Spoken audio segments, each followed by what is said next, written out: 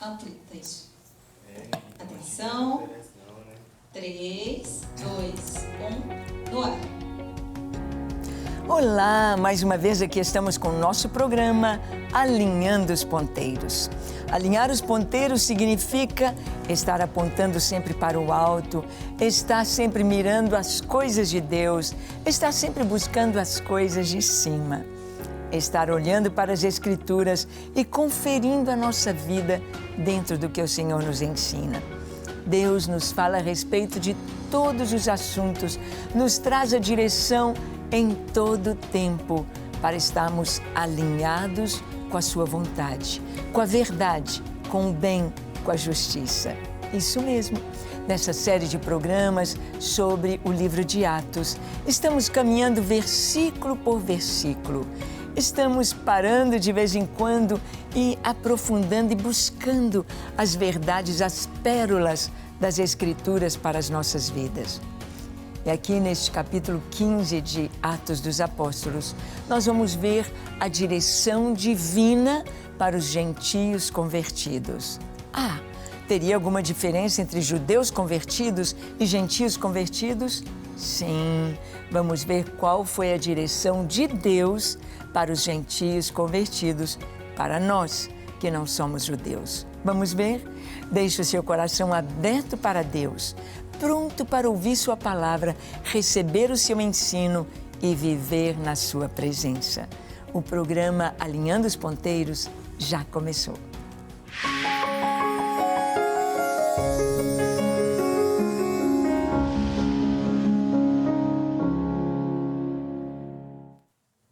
Muito bem, nós vamos ver que a palavra de Deus, ela nos ensina tudo em todo o tempo, ela nos mostra a vontade de Deus, ela nos mostra a direção do Espírito Santo, ela nos mostra o que é a verdade e o que Deus quer nos falar. Por exemplo, quando nós lemos sobre o quarto mandamento, que fala a respeito do sábado, no quarto mandamento, em Êxodo capítulo 20, o Senhor nos diz: guardarás, pois, este dia, o sétimo dia.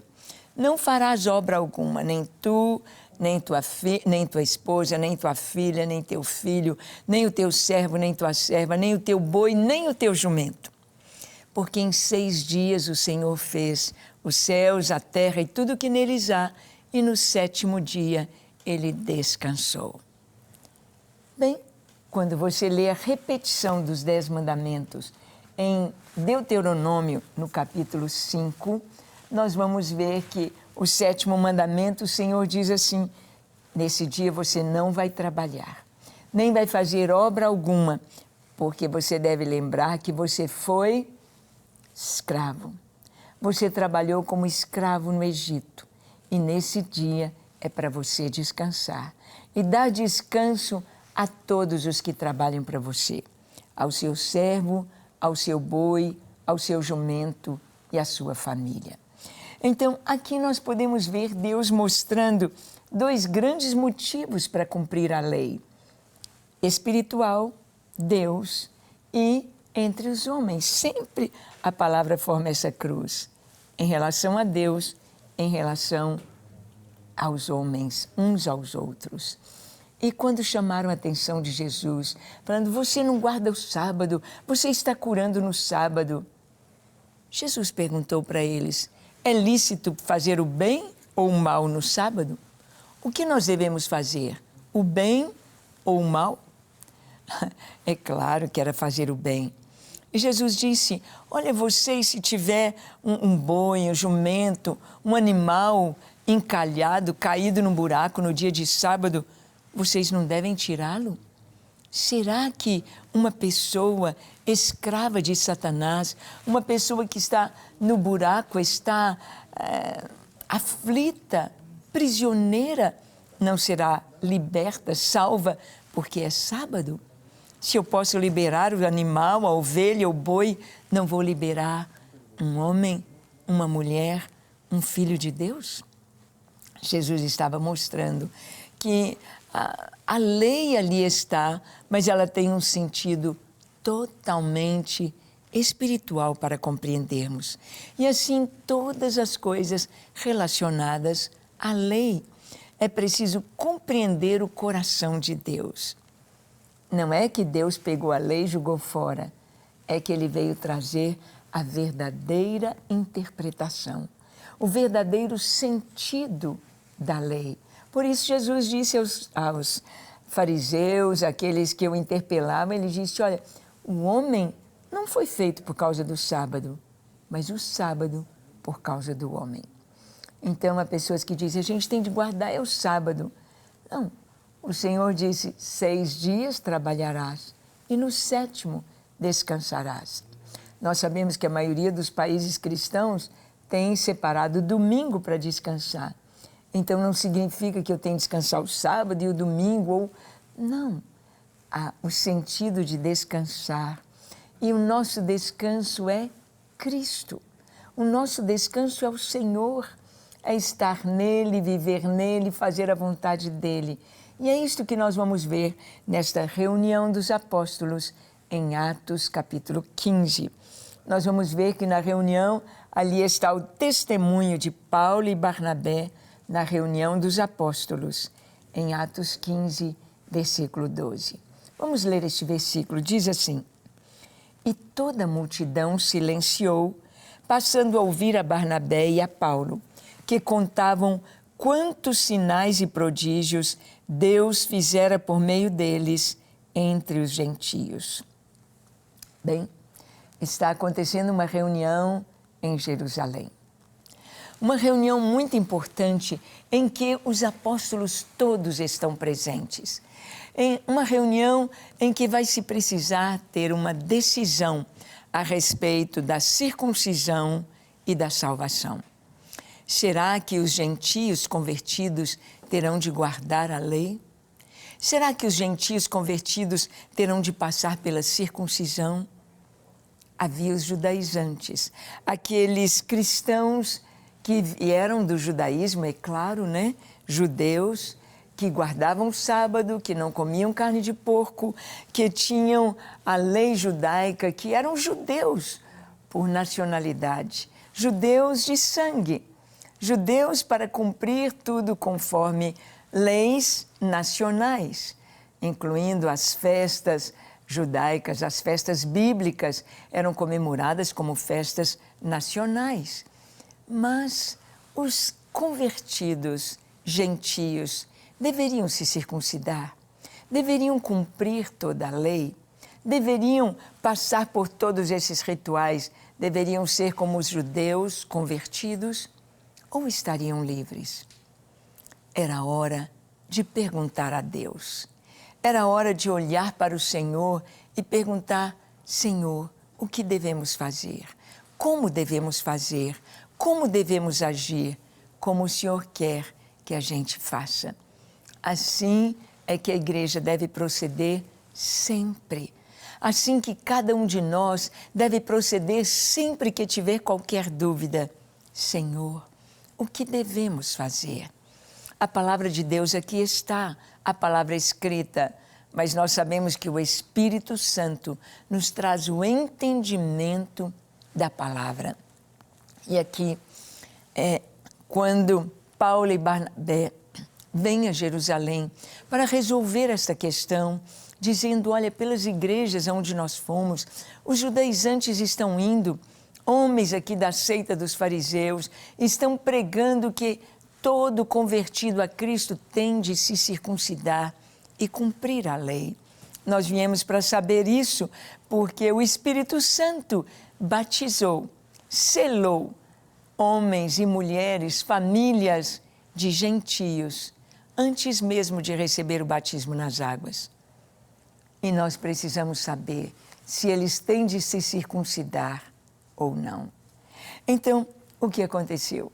Paulo trouxe a palavra, ele e Barnabé contaram tudo o que aconteceu na sua primeira viagem missionária, como que Deus ia confirmando sobre os gentios o Espírito Santo, como eles eram batizados, como eles se tornaram exatamente iguais aos apóstolos, aos judeus convertidos, porque era o mesmo Espírito Santo que estava sobre eles.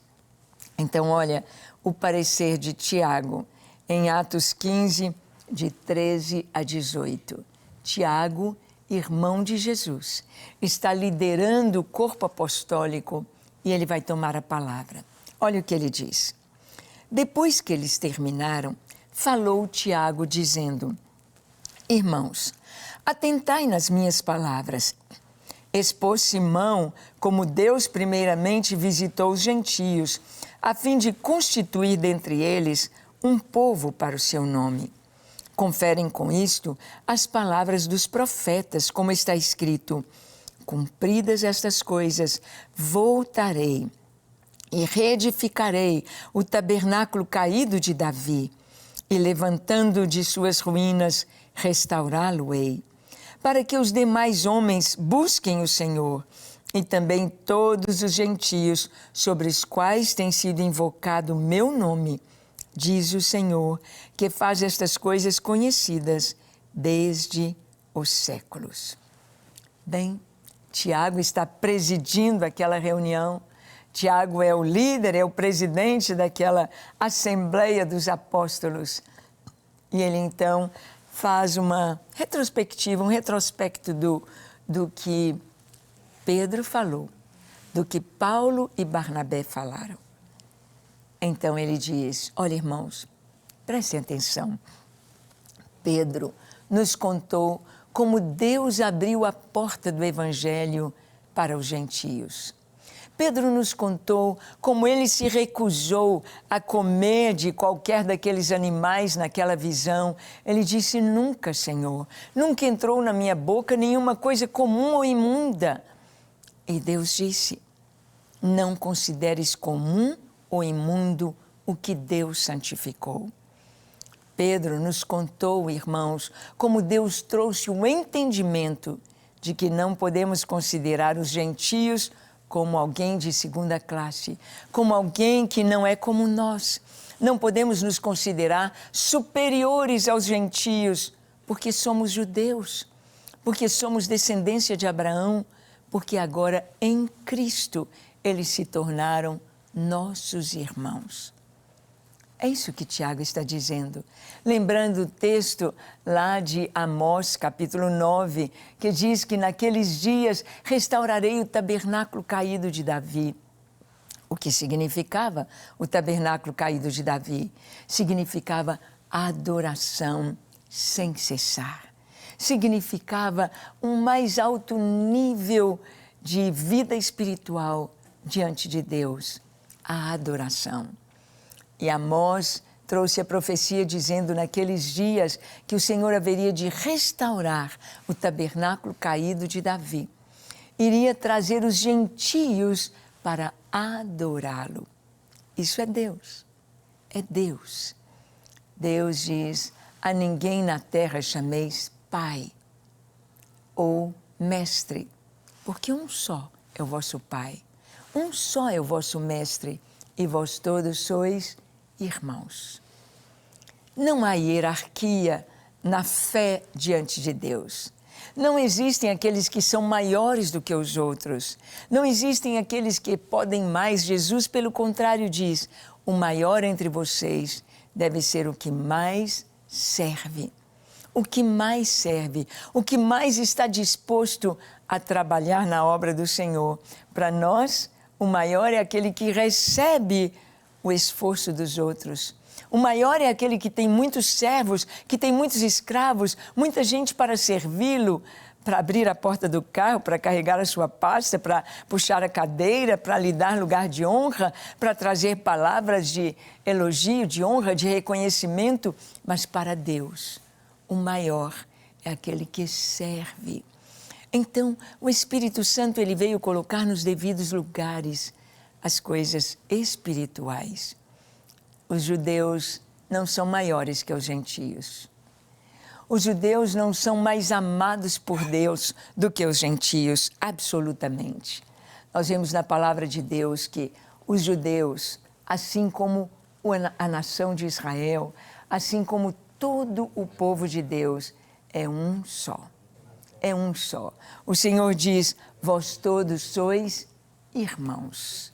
Vós todos sois irmãos. Estamos em um mesmo patamar, não há ninguém maior do que o outro. E esse pontinho aí de buscar a lei, de seguir a lei, estava exatamente com essa intenção de colocar alguém mais puro, mais santo, mais perfeito do que o outro. Não é assim que Deus faz. O Senhor nos coloca no mesmo patamar e diz, vós todos sois irmãos. Não considere ninguém imundo ou comum. Não desfaça de ninguém, nem para pregar e nem dentro da casa do Senhor. É tão importante que o nosso coração tenha este entendimento. E é interessante que Tiago escreve uma carta. A carta de Tiago está aqui no Novo Testamento, lá bem pertinho já do Apocalipse. E Tiago, ele fala sobre isso, de não se fazer acepção de pessoas. Tiago fala, se entrar alguém com anel no dedo, alguém bem vestido, alguém que é da society, alguém que é rico, entrar na igreja e você falar, assenta aqui no lugar de honra, vem cá, fica aqui perto, e entrar algum pobre andrajoso e você disser, você pode sentar aí no chão mesmo, a qualquer lugar para você está bom. Tiago diz, vocês não fizeram acepção de pessoas? Não valorizaram o rico e não são os ricos que vos oprimem? Não são os ricos. E isto é acepção de pessoas. Tiago, ele ensina isso na carta e ele demonstra isso nesta reunião, quando ele traz o veredito, quando ele traz a solução, a resposta de Deus para aquele momento tão importante. Tiago diz, olha, Deus escolheu. É Deus que faz, é Deus que age, é Deus que trabalha, é Deus que opera, é Deus. Ele é o Senhor. E nós precisamos apenas obedecer-lhe a voz, precisamos apenas estar firmados nele, precisamos apenas entender o que ele está nos dizendo. E o Senhor estava dizendo que eu recebi os gentios. Não precisa circuncisão. A circuncisão é para Israel. O batismo, a confirmação, o selo do Espírito Santo seria para todos. Então, esta reunião foi importantíssima. Uma reunião que trouxe algo tão especial e tão maravilhoso, que muitas pessoas pensam, os judeus são mais do que os gentios. Eles têm a lei, eles têm as promessas, eles têm a linhagem. Ora, todos nós viemos de quem? De Deus. Viemos de Adão, depois de Noé, nós viemos de Deus. E diante do Senhor, estamos todos no mesmo patamar, tanto de responsabilidade, de compromisso, como de direitos, de recebermos o nome como filhos de Deus. Nós vamos ver que Tiago falou e Deus trouxe orientação para os gentios. Qual seria a direção? Circuncisão? Vamos ver o que a palavra nos diz. Abra sua Bíblia em Atos capítulo 15. Vamos ler do 19 ao 21.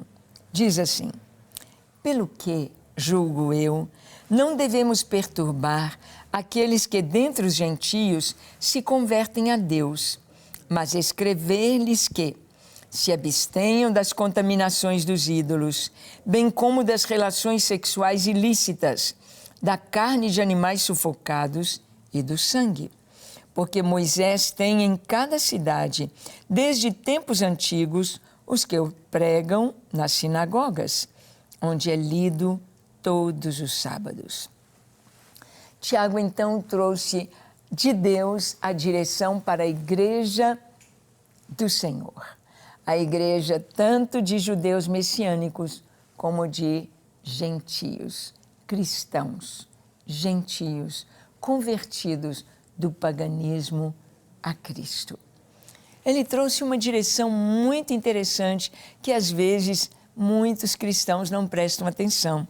Ele disse, olha, não vamos perturbar os gentios cristãos com lei, com circuncisão, com sábado, com carne de porco, com as festas bíblicas. Não, nós não vamos colocar absolutamente nada, peso algum. Mas 4 coisas. Se abstenham das contaminações aos ídolos.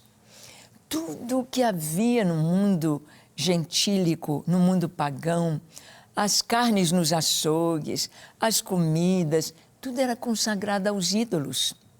Os animais eram sacrificados e eram consagrados aos demônios, aos ídolos. E Tiago disse, se abstenham das contaminações aos ídolos. Mas o que nós vamos fazer se toda a carne do mercado, se toda a comida que está para ser vendida foi sacrificada, foi oferecida aos demônios, o que fazer? Bem, o apóstolo Paulo nos dá uma dica muito importante na carta aos Coríntios.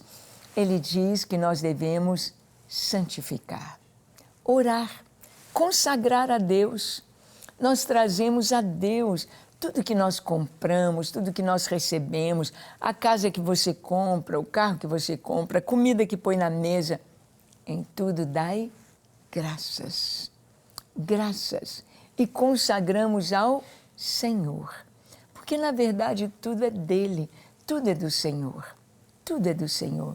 E quando nós consagramos ao Senhor, nós cortamos esta consagração aos ídolos, porque senão ficaria muito difícil para nós saber tudo aquilo que foi consagrado a demônios para não colocarmos na nossa mesa. E quando você vai num restaurante? E quando você come, está num hotel e tem de comer e tomar aquele café da manhã e você não sabe, não é verdade? Claro que aquilo que eu sei, em Cosme e Damião, em Halloween, que foi consagrado, completamente devemos evitar, rejeitar. Mas aquilo que nós não sabemos, nós devemos consagrar ao Senhor. Abster das contaminações dos ídolos. Infelizmente, nações como Guatemala, o pastor Lampreia de Guatemala estava nos dizendo que Guatemala tem milhares de cristãos na grande Guatemala, na capital do país. Mas muitos cristãos são sincréticos, creem em Cristo, se batizam, leem a Bíblia, estão em células, mas você vai na casa deles, lá tem um ídolo indígena, ali tem um ídolo de ancestrais. Ou na África, muitos cristãos que estão ali crendo em Jesus, amam ao Senhor, oram, foram batizados, mas ainda buscam recursos de feiticeiros, ou ainda creem nas feitiçarias. Esse sincretismo, é isso que está falando. Se abstenham das contaminações. É Jesus, só Jesus. Se abstenham de relações sexuais ilícitas. Claro, a vida do cristão deve ser pura em santidade. E se abstenham da carne de animais sufocados, ou seja, evitar comer a carne de animais sufocados. Os animais deve haver a sangria, tirar o sangue. E isso muitas vezes não é observado entre os cristãos, mas deveria. E se abster do sangue. Nada de chouriço, frango ao molho pardo, não, porque está aqui como uma direção para nós. Foram só esses 4 pontos. Que tal a gente viver e a gente observar isso? É tão pouco, mas foi uma orientação que a Igreja Gentílica recebeu. Vamos orar? Feche seus olhos, curve a sua fronte. Se for possível, se ajoelhe onde você está e ore comigo, buscando de Deus uma vida alinhada com a sua vontade. Vamos orar. Pai, eis-nos aqui em Tua presença.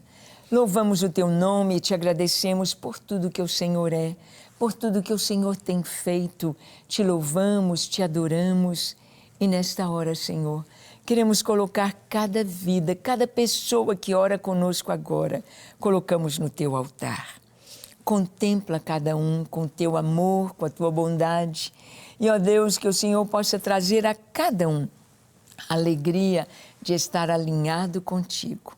A alegria de estar na Tua presença, fazendo a Tua vontade, alegrando o Teu coração. Tira toda a religiosidade, tira tudo aquilo que nos impede de ter uma vida feliz e plena na Tua presença. Abençoe cada lar, cada família com a Tua doce presença, com o Teu grande amor e com a Tua salvação. No nome de Jesus. Amém. Amém e amém. Graças a Deus. É isso aí. Nós precisamos cada dia buscar ao Senhor, servir ao Senhor de todo o coração, estar alinhado com a Sua palavra e vivendo na Sua presença. Que Deus te abençoe ricamente e que você possa viver neste contexto, amando ao Senhor e servindo de todo o coração. Até o nosso próximo encontro, compartilhando a palavra de Deus com você. Até lá!